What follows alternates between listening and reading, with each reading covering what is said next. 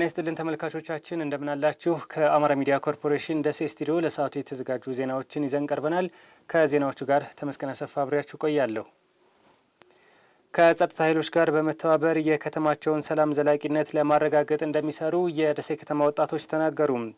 ለሰላም ዘብ እንቆማለን፣ የልማት አርበኛ እንሆናለን በሚል መሪ መልእክት ለወጣቶች የተዘጋጀ የውይይት መድረክ ተካሂዷል። ሰላዲን ሰይድ ተጨማሪ ዘገባ አለው። ልዩነቶችን በኃይል ሳይሆን በሀሳብ የበላይነትና በውይይት የመፍታት ባህልን በማዳበር ወጣቱ ለዲሞክራሲያዊ ስርዓት ግንባታ ግንባር ቀደም መሆን አለበት። ይህም የረጅም ጊዜ ሰላምን ለማረጋገጥ ወሳኝ ነው። በደሴ ከተማ ብልጽግና ፓርቲ ቅርንጫፍ ጽህፈት ቤት ለሰላም ዘብ እንቆማለን፣ የልማት አርበኛ እንሆናለን በሚል መሪ ሀሳብ ለወጣቶች የተዘጋጀ የምክክር መድረክ ተካሂዷል። በውይይቱ ላይ የተሳተፉት የከተማዋ ወጣቶች የአካባቢያቸውን ሰላም ለማስጠበቅ የበኩላቸውን ድርሻ እንደሚወጡ ለአሚኮ ተናግረዋል። ሰላም ሲኖር ትምህርት ይኖራል። ሰላም ሲኖር መወያየት ይኖራል። በጣም የሚያሳስበኝ ነገር በሰላሙ ምክንያት ሰው ፈልጎትም ሳይፈልገውም ከሰላም ውጭ ሊሆን ይችላል።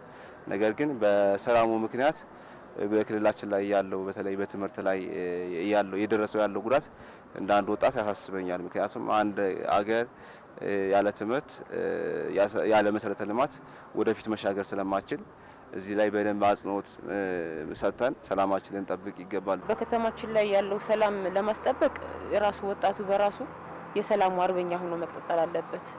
ለምን ሰላም ከሌለ የመጀመሪያ የችግሩ ተቋዳሽ የሚሆነው ወጣቱ ነው።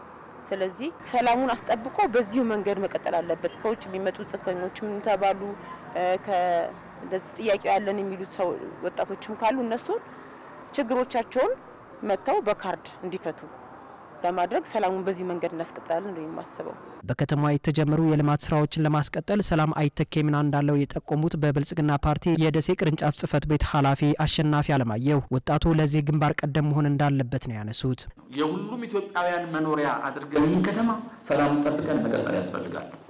ይሄ ሲሆን ውጤት ይመጣል።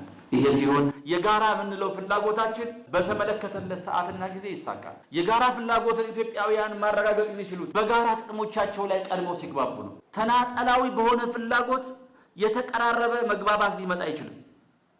አቀራራቢ ሁላችንን አሰባሳቢ የሆኑ ትርክቶችን በደንብ አግባቡ እየተንከባከብን በተናጠል ደግሞ ወጣቱን፣ ሴቱን፣ መንግስት ሰራተኛውን፣ ነጋዴውን በሙሉ መላ ማህበራዊ መሰረታችንን ተጠቃሚ የሚያደርጉ ስራዎችን እየሰራን ብልጽግናን ማረጋገጥ እንችላለን። ሰላም የሁሉንም ዜጋ በተለይም የወጣቱን ንቁ ተሳትፎ ይፈልጋል ያሉት የደሴ ከተማ አስተዳደር ተቀዳሚ ምክትል ከንቲባ አቶ ሳሙኤል ሞላለኝ አለመግባባቶችን በውይይት መፈታት እንደሚቻል የሚያምን ወጣት መፈጠር አለበት ብለዋል። ጥያቄዎች የሉም ማለት አይደለም እና እነዚህን ጥያቄዎች ደግሞ በብሔራዊ ምክክር ኮሚሽኑ በቃ በውይይት የሚፈቱበትን ስርዓት መከተል አለብን የሚል አቋም ያለው ወጣት መፍጠር ትውልድ መፍጠር ያስፈልገናል።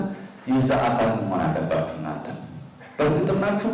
ነገም ጸንታችሁ ተጠናክራችሁ መቀጠል ያለብን ነው። የከተማችንን ሰላም መሆን የማይፈልጉ ይኖራሉ። የከተማችንን ለልማት ወደፊት መምጣት የማይፈልጉ ይኖራሉ።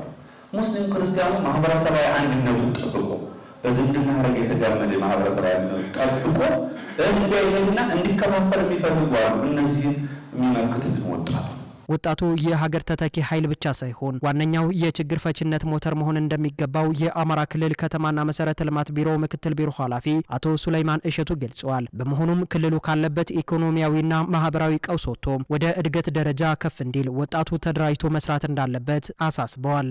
የአማራ ሕዝብ ከኢትዮጵያዊነት ማዕቀፍ የወጣ ጥያቄ የለውም። ጥያቄዎቹ የሚፈቱት በኢትዮጵያዊነት ማዕቀፍ ነው። ይህንን በደንብ ማስመር አለብን፣ መያዝ አለብን። እንደወጣት ተደራጅተን ስራ አጥነትን እንታገል፣ ተደራጅተን ድህነትን እንታገል፣ ኋላ ቀርነትን እንታገል፣ መጥፎ አመለካከትን ተደራጅተን እንታገል፣ አካባቢያችንን ሰላም ተደራጅተን እንጠብቅ። በቃ መደራጀት የሚያስፈልገን እዚህ ላይ ነው። ከተማችሁን ኋላ ቀር እያደረገ የሚያንቋሽሽን ኃይል ምን ያክል ትታገላላችሁ? መደራጀት ለዚህ ነው የሚያስፈልገው። ሰባተኛው ሀገራዊ ምርጫ ዴሞክራሲያዊና ሰላማዊ ሆኖ እንዲጠናቀቅ ከመንግስትና ከገዢው ፓርቲ ጋር በቅንጅት እንደሚሰሩ የተፎካካሪ ፓርቲ ተወካዮች ገለጹ።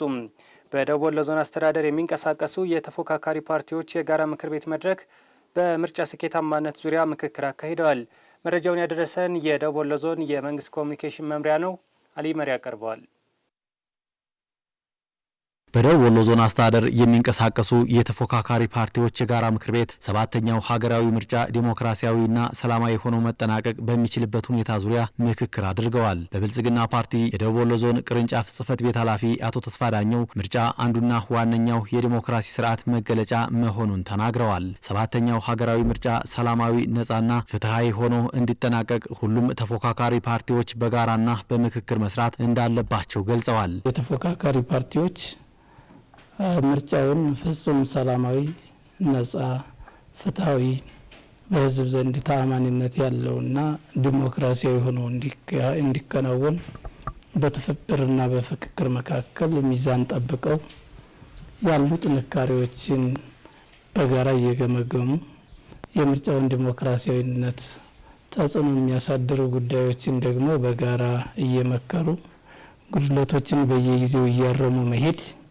ዲሞክራሲያዊነት በሂደት ጭምር የሚገለጽ ስለሆነ ማብቂያ ላይ ውጤቱ በአብላጫ ድምጽ ስልጣን መያዝ ብቻ ሳይሆን ሂደቱ በባህሪው የዲሞክራሲ መገለጫ ነው። ምርጫው ሰላማዊና ተአማኒነት ያለው ሆኖ እንዲጠናቀቅ ከመንግስትና ከገዢው ፓርቲ ጋር በጋራ እንደሚሰሩም የተፎካካሪ ፖለቲካ ፓርቲ ተወካዮች አረጋግጠዋል። ምርጫ እስካለ ድረስ አሸናፊና ተሸናፊ ይኖራል። ምርጫ እስካለ ምርጫ ልክ ኳስ ሜዳ ገብቶ ሁለት ወገኖች ለዋንጫ የሚጫወቱ ከሆነ ግድ አንዱ ነው የሚወስደው። ፖለቲካም ነው ሲወዳደር ፖለቲከኛ ፓርቲ ተቋቁሞ ሲወዳደር አንድ ፓርቲ ነው የሚያሸንፍ፣ ሁሉም ፓርቲ አያሸንፍም። ዲሞክራሲ ሆኖ እንዲቀጥልና ታማኝነት ካለው ተጨባብጠህ ቀጻይ ያለብህን ጉድለት አስወግደህ ለቀጻይ ምርጫ መዘጋጀት ነው። እንደ ፖለቲከኛ የምታስበው ይሄንን ነው። ስለዚህ ይሄ ምርጫ ደግሞ ዲሞክራሲ ፍጹም ዲሞክራሲ እንዲሆን እየበኩላችን ጥረት ማድረግ አለብን። ወርደን መስራት አለብን። ፓርቲዎች ይሸነፋሉ፣ አሸናፊ ፓርቲና ህዝብ ይቀጥላል ማለት ነው። ምርጫው እጅግ ፍጹም ሰላማዊ እንዲሆን ነው እኛ ፍላጎታችን። በምርጫ ዓለም ሁለት ምርጫ ነው ያለው፣ መሸነፍ፣ ማሸነፍ። እንደ ወሎ ዲሞክራሲያዊ ፓርቲ በዲሞክራሲና በሰለጠነ መንገድ ነው የምናምነው። ፓርቲያችን ለሰላም እጅግ አበክሮ ይሰራል። ምርጫው ሰላማዊ ዲሞክራሲያዊና ተአማኒነት ነው እንዲጠናቀቅ ለአንድ ፓርቲ የሚተው ጉዳይ አይደለም። ኢትዮጵያ ትመርጣለች፣ የምታሸንፈውም ኢትዮጵያ ናት። በጋራ ነው የምንሰራው። መጨረሻ ላይ ያለው ውጤት አሸናፊና ተሸናፊን የሚለይ ቢሆንም በጋራ ግን የምታሸንፈው ኢትዮጵያ ናት። ስለዚህ ለዚህ ምርጫ ተፎካካሪ ፓርቲ ይሁን ገዢው ፓርቲ እኩል ሚና ነው ያላቸው። ሰላም ደግሞ ለአንድ ወገን የሚሰጥ አይደለም፣ ለሁሉም፣ ለህብረተሰቡም፣ ለፖለቲከኛውም፣ ለአርሶ አደሩም፣ ለወታደሩም፣ ለሁሉም የሚሰጥ ስለሆነ ሰላም ቅድሚያ አስቀድመን ምርጫውን እንዲካሄድ እናደርጋለን ማለት ነው። በምርጫው በህዝብ ቅቡልነት ያለው መንግስት እንዲመሰረት የተፎካካሪ ፖለቲካ ፓርቲዎች በቅንጅት የመስራት ኃላፊነት እንዳለባቸው ነው በብልጽግና ፓርቲ የደቡብ ወሎ ዞን ቅርንጫፍ ጽህፈት ቤት ኃላፊ አቶ ተስፋ ዳኘው የተናገሩት። በሀገረ መንግስት ግንባታ በተወካዮች ምክር ቤት መቀመጫ እንደ አማራ ክልልም መንግስት ለመመስረት ይሄ ዞን በርካታ የህዝብ ቁጥር ያለበት በቆዳ ስፋቱም በጣም ትልቅ፣ ስለዚህ ሀገረ መንግስቱን በመገንባትና መንግስት በማቋቋም ሚናው ከፍ ያለ ዞን ይህንን እውን ከማድረግ አኳያ ይሄ የተፎካካሪ ፓርቲዎች የጋራ ምክር ቤት መድረክ አዎንታዊ ሚናው በእጅጉ የጎላ ነው ብለን እናምናለን። መድረኩንም ስንፈጥር ለሰላም፣ ለፍጹም ፍትሃዊ ውድድርና ለዲሞክራሲ አዎንታዊ ሚና ከመጫወት አኳያ ሚናው ትልቅ ነው ብለን ስለምንገምት ነው። የተወደዳችሁ ተመልካቾቻችን ስለነበረን አብሮነት እናመሰግናለን። ከአሚኮ ደሴ ስቱዲዮ ለሰዓቱ ያዝናቸው ዜናዎቻችን እስካሁኖቹ ናቸው። ተመስገን አሰፋ ነኝ። በያላችሁበት መልካም ጊዜ